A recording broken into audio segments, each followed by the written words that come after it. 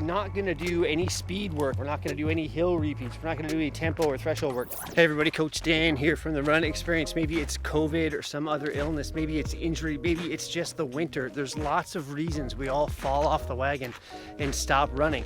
This video is gonna give you some tips on how to get back to running safely. Now I wanna be clear, this is for those of you who've been off running for a little while, more than 6 weeks. That's about how long it takes before you start losing significant fitness. So if you've fallen off the wagon more than 6 weeks ago and you're ready to get back to it, this video is for you.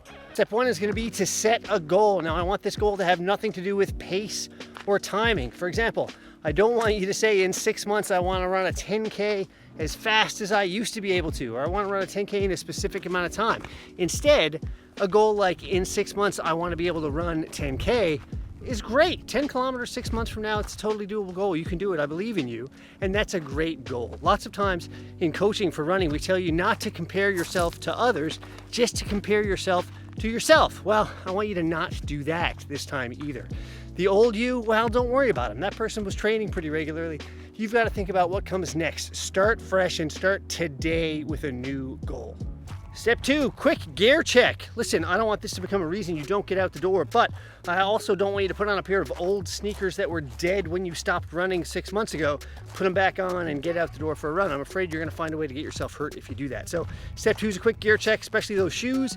Make sure they got a little life and spring in those soles to make sure you can get started safely. But it's not a reason not to. If you need new sneakers, get out and get them and put them on. Third step to getting back to running is to start running. Get out the door, put that first run in. Just do it. Get your shoes on and get moving. The toughest thing to getting back to running is to actually starting to do the work again. And so put on your shoes and get out the door. Don't work too hard. Don't work too long. Don't worry about distance. Don't worry about pace, for goodness sake. Just worry about getting out the door. Get outside and move your body and try to find some joy in it. It's out there to find if you look for it well enough. If you're a person that loves the trails, pick your absolute favorite trail and get back to it. Go nice and slow and easy, and this is not a time to skip that all-important warm-up. Warm up and get your sneakers on and get out the door. Good job, you've got that first run done. Now what do? Well, you run again. It's time to create a habit. This is a really important one for those of us with busy lives. That's just about all of us. And so what I want you to do is a day or two after that first run, I want you to get back to it. And I want you to sit and spend some time scheduling when your runs are going to be. It's fine to say you're going to run 3 days a week. Well, when is it? Get it in a calendar if you're a calendar kind of person. Take out the excuses to not run. Schedule the time and live to it. You owe it to yourself to put in the work. And so make sure you give yourself the opportunity to be successful by creating that habit. Running 3 or 4 days a week is a wonderful way to get started, but make sure you've got that time built in so you're not feeling like it's a chore, like you get to run, not that you have to run.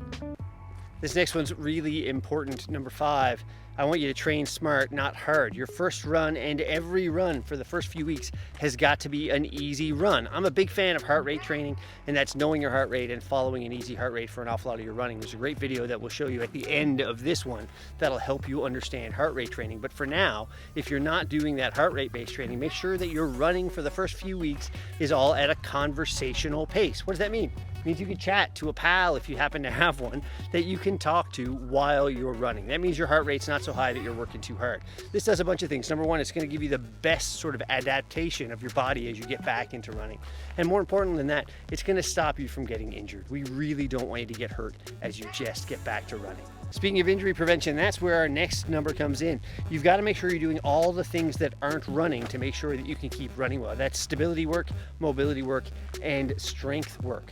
This will make sure that you've got the muscles built strong enough to do the work that you're going to ask it to do, and that you're able to keep things moving properly as you get back to running. Now, our channel here at The Run Experience has tons of videos on stability, mobility, and strength, as well as the app, of course. It's got lots of content to help you make sure you're doing that stuff right. It's important that as you start to run 3 or 4 days a week, that you're filling in those other days with stability, mobility, and strength work. My next tip is to take recovery as seriously as you take running. I know you got to rest as hard as you work. What I mean by this is to make sure that the first thing you're doing after those early runs is to fuel up. A protein shake's a great way to go to make sure you're getting the glycogen and the protein your muscles need to build and recover after that work. I also want you to start taking sleep very seriously. You've got to make sure your body is rested and ready for that next workout. And so my second to last tip today is about recovery. If you're not going to do the recovery work hard, you can't do the running work hard. And so get to it, eat, fuel, sleep, stretch. All that recovery stuff that we talk about here on the channel all the time is even more important as you get started. My last tip is about accountability. If you had a running crew that you used to run with before you dropped off, well, this is the time to send them a text message and get back to it. A running buddy or a group can be great for accountability, to help you get out the door and to make sure folks are checking in on you, making sure that you're doing all the things that you need to do. It can also make some of those easy miles pass a little easier if you've got someone to chat with. And as I said earlier, if you don't have a heart rate monitor, having someone to chat with is a great way to make sure that you stay within that optimal low heart rate zone for easy running. So there are your tips to get back to it. Here's the thing you need to know. Here at the Run Experience, we know you can do it, and we've got a community of people that are here to help. Follow along with us in the comments. We read everything you post and we reply when we can. And so know that we're here to help you get back to running.